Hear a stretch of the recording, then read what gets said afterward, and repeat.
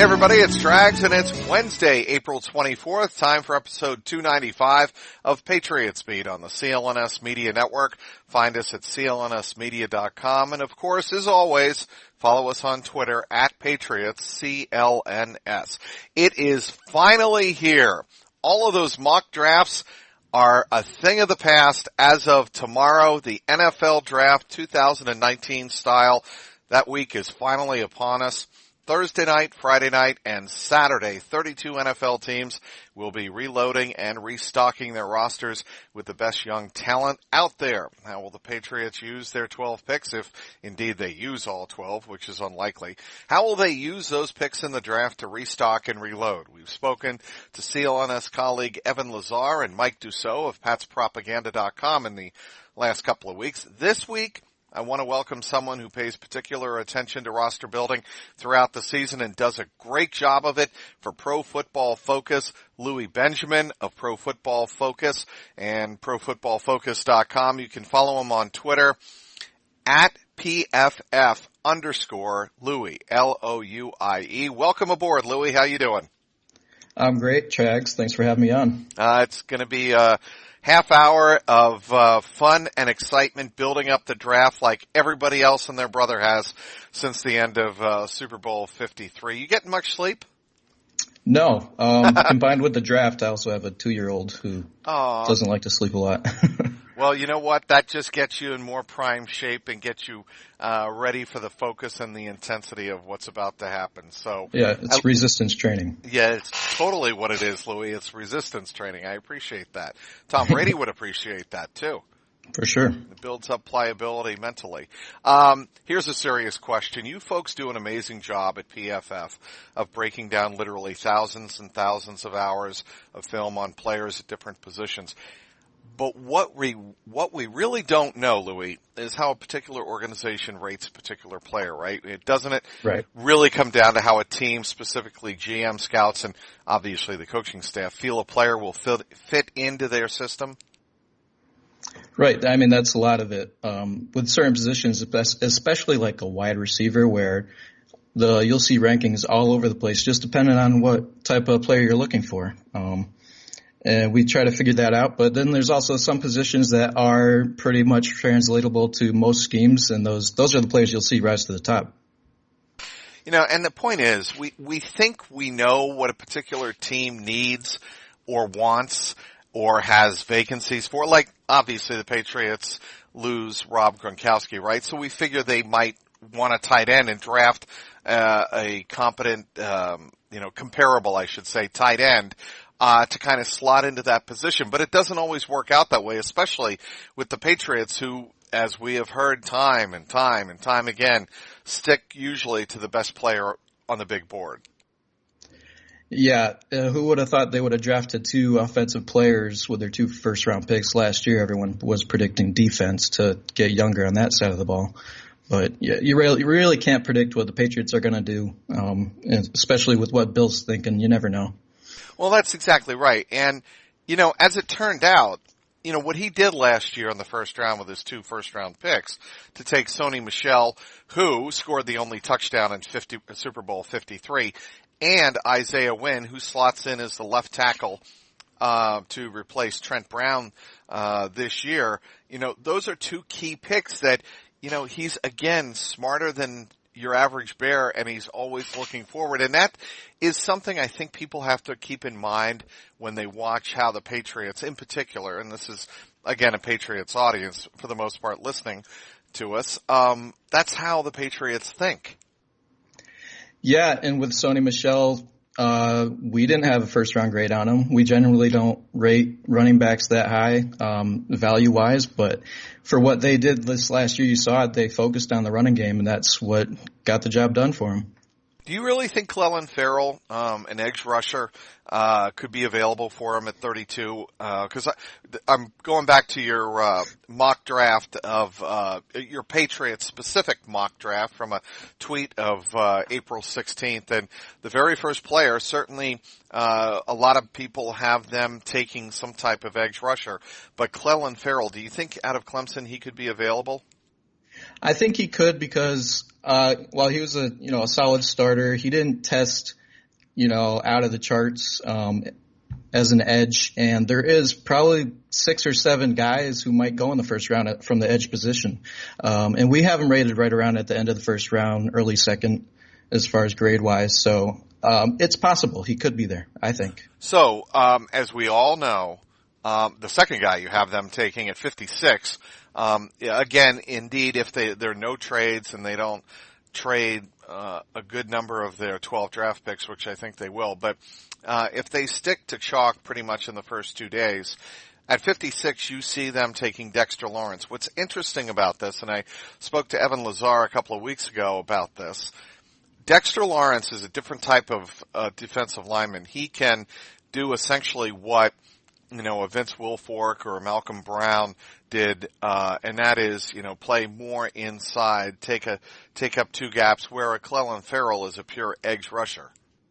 Yeah, Dexter Lawrence is a huge human being, but for a man his size, he's a great athlete, and he actually graded very well in the pass rush for us too. So very versatile, and I'm sure Belichick would love to have a player like that, especially at 56 when a lot of people have them picking him in the first round.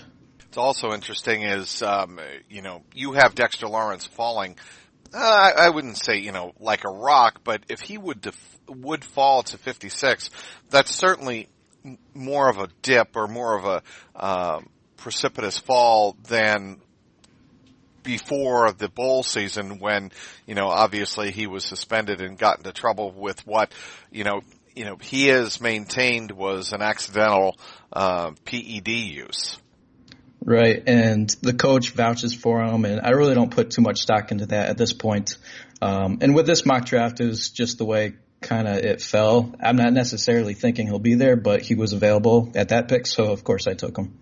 Yeah, and how exactly did your mock draft break down? Was it, the staff getting together and going through, picks, one after another?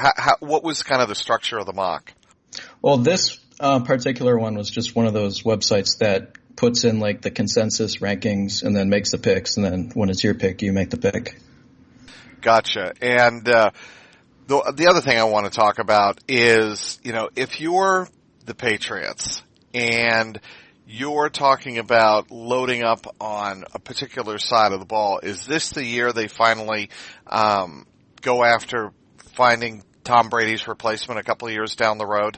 If there's a guy there they like, take him. I don't think you force it. I wouldn't really be interested in taking one in the first round unless it's a guy they absolutely love. And the only guy I really love is Kyler Murray, and I really don't think he's going to be there. Maybe he falls a little bit within range of trading up, but other than that, I would be open to taking one in the second, third round, like a Will Greer if he's there. Definitely could take someone like that. Yeah, and there has been a lot of talk about that. Speaking with Louie Benjamin of ProFootballFocus.com, you can follow him on Twitter at PFF_Louie. All right, Louie. The story breaking, over the weekend, late last week and into the weekend, was that the Arizona Cardinals kind of put out a flyer on whether or not their fan base would go for, drafting Kyler Murray number 1 overall. And now the story is that they're kind of, the inclination is not to take Kyler Murray first overall. Do you think the truth is somewhere in between? Yeah, I mean, I would say they're probably just covering all their bases. Like, if they get an offer that's too good to refuse, like a ton of draft picks, maybe they'll be tempted to do that. If I were them, I think taking Murray is the right move, because you're getting an upgrade at the most important position. Yeah, you believe that then. You believe that, if they have, I don't buy anything this time of year that comes out, any type of rumors. Yeah, and I think that's pretty smart of you not to do that. I mean, look, all of the GMs know what they're going to really know what they want to do, but they're not going to let any other teams know publicly.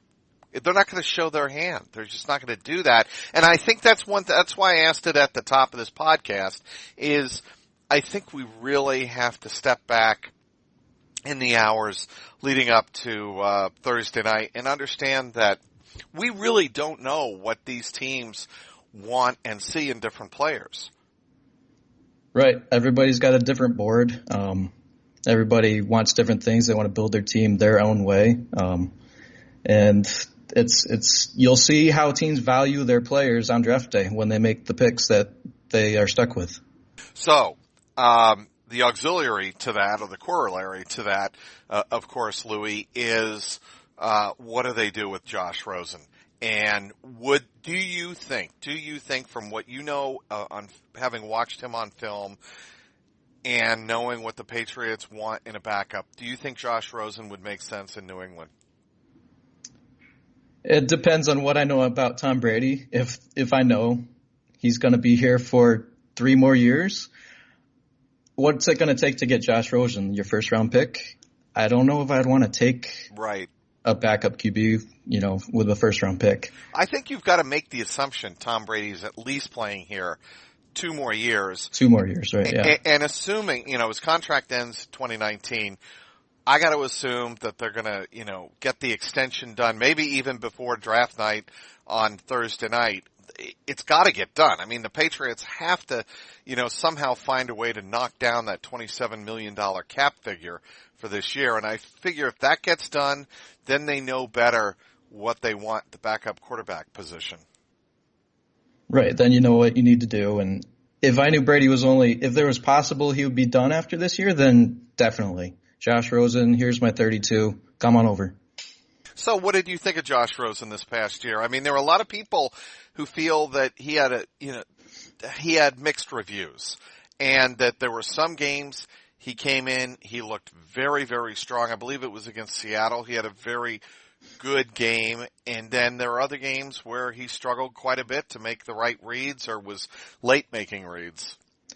Yeah, I think we saw he definitely had his time struggling, but we saw with Jared Goff's rookie year that it can be turned around when you have a better surrounding cast, and he really had a rough first year, but I liked him coming out of college. I think he was worthy of a top 10 pick for sure, and I don't think anything's changed since then from what we've seen. So what do you see in tape on Andy Isabella? He's a fascinating prospect to the wide receiver out of UMass, and you have him mocked as the third overall pick for the Patriots, or the third pick of the Patriots at 64 overall. What do you see from Andy Isabella? Like my colleague Mike Renner likes to compare him to Brandon Cooks, and I love that. He's got the speed. He's a deep threat. He was second in the class for us for deep receiving yards. That's receptions over 20 yards. And he really didn't show much in the underneath game. Like, people compare him to Julian Edelman, but he hasn't done that at all. He's not an underneath route runner. That's not his game, at least as of yet. So I like him as definitely bring him into the offense and put him in the Brandon Cooks position. And right after that, you have Miles Boykin. What do you like about Miles Boykin, the wide receiver out of Notre Dame? Athletically, he checks all the boxes. He's big. He can catch contested catches. He tested off the charts at the combine. You love all that. And in the third round, that's, a lot of upside there. Where he was lacking for a guy his size, he didn't break a lot of tackles. That's a concern, but I think in the third round, that's a great value and definitely a lot of potential. And have you taken a close look at their depth chart lately? It's a reason I ask this. It's fascinating how it changes from week to week to week in the off season. And now, if you're a believer that the Patriots can get some juice out of 31-year-old Demaryius Thomas, they have Edelman, they have Demaryius Thomas, they have Philip Dorsett, and then just a lot of question marks starting, I think, with Braxton Berrios. And the reason I start, and I said this a couple of weeks ago with Evan Lazar, and mentioned it again last week, you don't know if Braxton Berrios is going to be their Cordero Patterson, somebody who can return kicks as well. Yeah, sure. We didn't see anything of him last year. Maybe they know better than us. I'm sure they do, of what to expect from him this year, but he's basically another rookie coming in, and maybe they count him that way as just another draft pick to expect. Hopefully he can contribute, and they're going to count him and not take another receiver because they have him coming back. Here's another wild card I want to ask you about, Louie. Speaking with Louie Benjamin of ProFootballFocus.com. You can follow him on Twitter at PFF_Louie. Austin Sefarian-Jenkins. He started out with Tampa Bay, played, I believe it was a year with the Jets, and then moved on to Jacksonville. He showed a lot of promise earlier in his career and then really flattened out. What do you think of that acquisition for the Patriots? Yeah, he never really lived up to his potential, at least as of yet.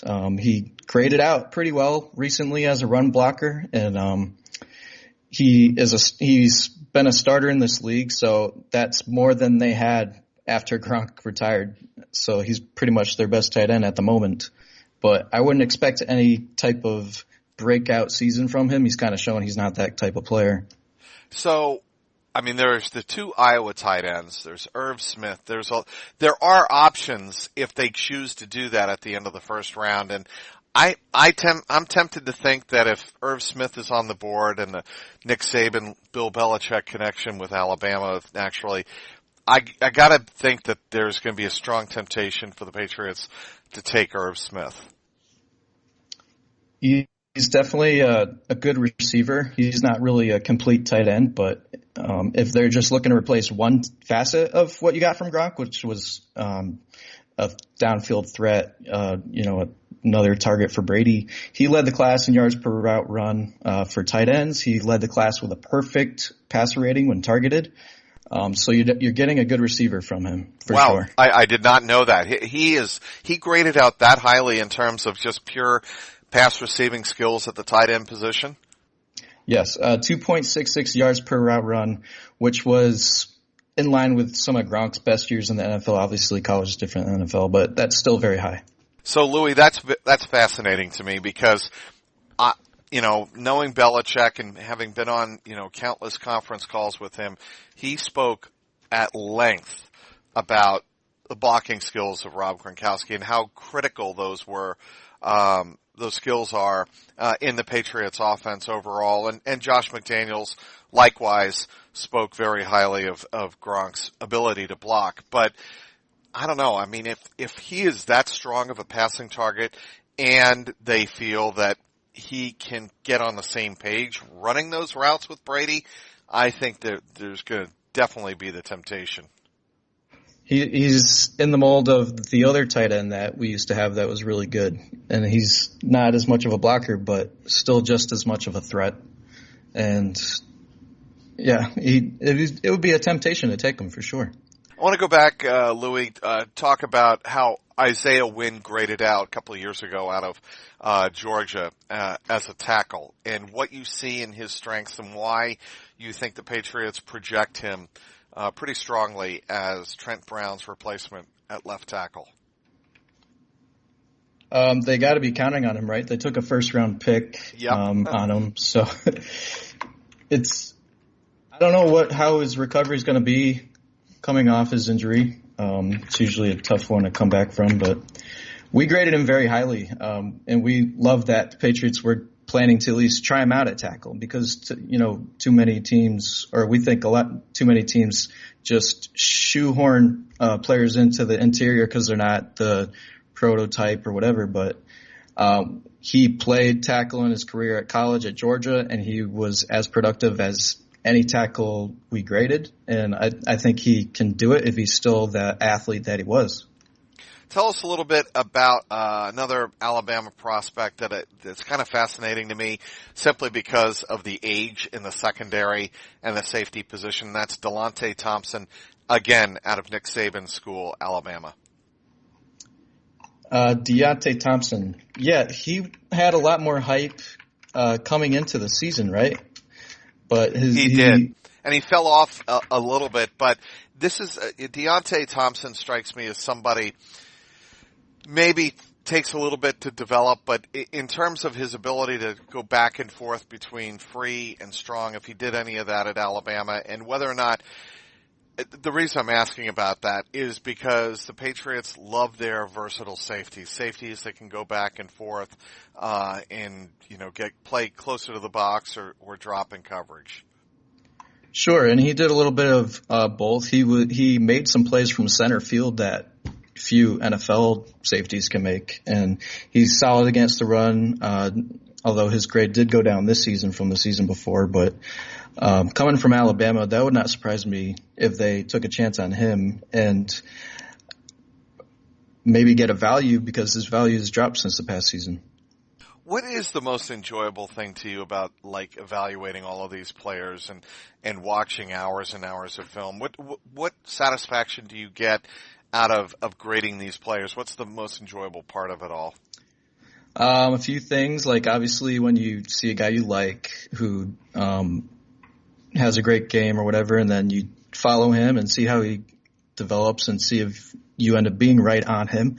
And then you also get to see like players who have a lot of hype who you're actually seeing every play from them, and they make a great play, but then the rest of their game tape is just kind of not impressive, and you're wondering, like, do these people actually, watch most of the games, or are they just seeing the highlight films? Right. Yeah. Well, and the other thing that Bill Belichick talks about a lot is, and goes over this with his scouts and his assistant coaches, but primarily his scouting department, is what kind of competition were they going up against? Sure. And I want to get a sense from you, if you have that same type of scale when you're grading players, if they're going up against lesser competition, do you take that into account or do you not? Yeah, when we're making our prospect rankings, we definitely take that into account, and that's part of the context of getting all the rankings. Our grades on a raw scale do not take into competition, so that's why we go back through and say, why did he grade this way in this game and not in that game, and then we'll move prospects up and down based on that. How much conversation is there back and forth with other folks in the office or conference calls? How much back and forth is there in terms of grading players, or do you grade positions? How does it break down internally? I'm curious. When we're doing grades throughout the season, we do it like on a game-by-game basis, so you're grading the whole game, everybody in that game, every play, every player. But then, yeah, we talk about players we like and all that, of course, throughout the week. Our office, quote unquote, is Skype, since a lot of us work remotely. So yeah, we communicate through Skype like we're doing this interview. And yeah, we just chat and, like anybody would, but. I'm curious, Louie, what are some of the other storylines of this draft besides Kyler Murray at number one, whether or not the Cardinals are sending out smoke signals, or whether or not they're, trying to test the waters, stick their hand in the wind and see which way the wind's blowing. What other storylines are appealing to you in this draft? I would say like players like Rashawn Gary, who, is one of the most elite athletes on a pure just testing scale. But for us, we have him ranked as a second rounder on our ratings just because he didn't play like his athleticism says he should, and that's where his production was. So players like him, Montez Sweat, who graded better, but still not where his athleticism said you might see. And then on a more Patriots-centric note, I would say Jerry Tillery. A lot of people think he's an option at 32. We have him ranked as a top 10 prospect, and he compares favorably to drafted by the 49ers a couple seasons ago, DeForest Buckner. Athletically and all that, production-wise, he's just as good as him coming out of college. I'm curious, Louie, what do you think of Dwayne Haskins out of Ohio State? Because, he threw for 50 touchdowns in the Big Ten, and he was considered quite a leader at Ohio State, but it was just 1 year. And I'm curious whether or not an NFL team sees 1 year of Dwayne Haskins at Ohio State setting records, and that's enough to say he is definitely somebody we project going forward. We have him as our second QB, a first-round talent. If you need a QB, I think it's definitely worth the risk. Obviously, the production was off the charts, and it was 1 year, but the value of hitting is so outweighs the the risk if you miss. Right. Just because you'll be back there again in the top 10 pick and you can take another shot. But if you hit, it's worth 50 times the risk. And let's go back to the 2018 draft for a second. What you thought of the quarterback class there and Sam Darnold. And I think a lot of Patriot fans are wondering if Sam Darnold started to show signs late in the year last year of being the quarterback he was projected to be. Yeah, for his second half of the season, he was, I think, the top quarterback graded in our system, or it was a stretch that he was really high up there. So it's definitely something to worry about in the future if he can keep that up. And we had him, I believe, as our second QB as well, coming out of the draft. What did you like so much about what you saw from Sam Darnold in the second half of the season? He just made more plays and cut down on his mistakes. His big bugaboo in his final season at USC was he threw into coverage a lot, made a lot of unforced errors, turnover-worthy plays we call them. But he's always been high in the big-time throws is another metric we use, and he showed that he could improve upon that, cutting down on the bad plays and making more good plays. Speaking with Louie Benjamin of ProFootballFocus.com, and follow him on Twitter at PFF_Louie. How can people follow you, Thursday night, Friday night, Saturday night, and obviously going forward as the process of analyzing each team's draft goes forward from spring into summer? Yeah, ProFootballFocus.com. We have YouTube. We have Instagram, Facebook. We're everywhere. Mike Renner's going to be doing live draft recap as it goes, and also Sam and Steve have something on NBC Sports, but it'll be everything you can find on the Twitter for sure. And get Pro Football Focus Edge. It comes with a draft guide, or Elite if you want to go that route. And it has everything on every prospect in the draft.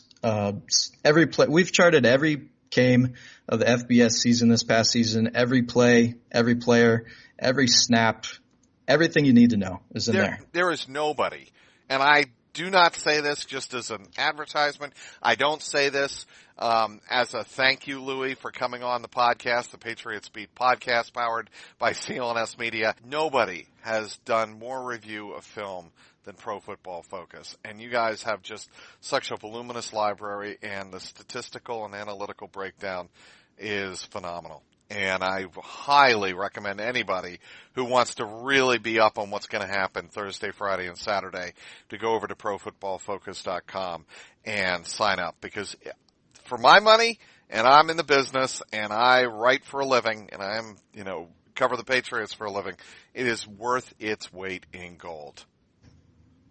I appreciate that, Trags. When I look through the database, I learn new things every time I do, just because of all the data we have at our fingertips. And believe me, in this day and age, yes, sometimes people can get overwhelmed with data, and yes, sometimes there's, paralysis by analysis, but you've got to know what you're reading first, and you want to have the data available to you. And if you're a pro football fan and you want to know what your team is going to do in the next 3 days of the NFL draft, you've got to go to ProFootballFocus.com. Want to thank everybody for downloading today's podcast. Thank our great guest, Louie Benjamin from Pro Football Focus. You can and should be following him at PFF_Louie. For producer Mike Alongi and the founder of the network, Nick Gelso, this is Mike Petralia, and this has been the Patriots Beat podcast, powered by CLNS Media.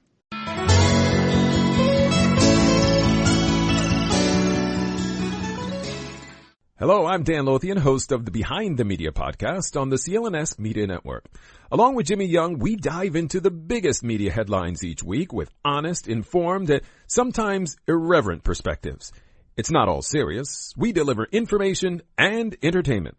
As we like to say on Behind the Media, we find the interesting in media so you don't have to go searching for it. Listen to our podcast and get prepped for the next trip to the water cooler. Subscribe to Behind the Media wherever you get your podcast, or find us on www.clnsmedia.com.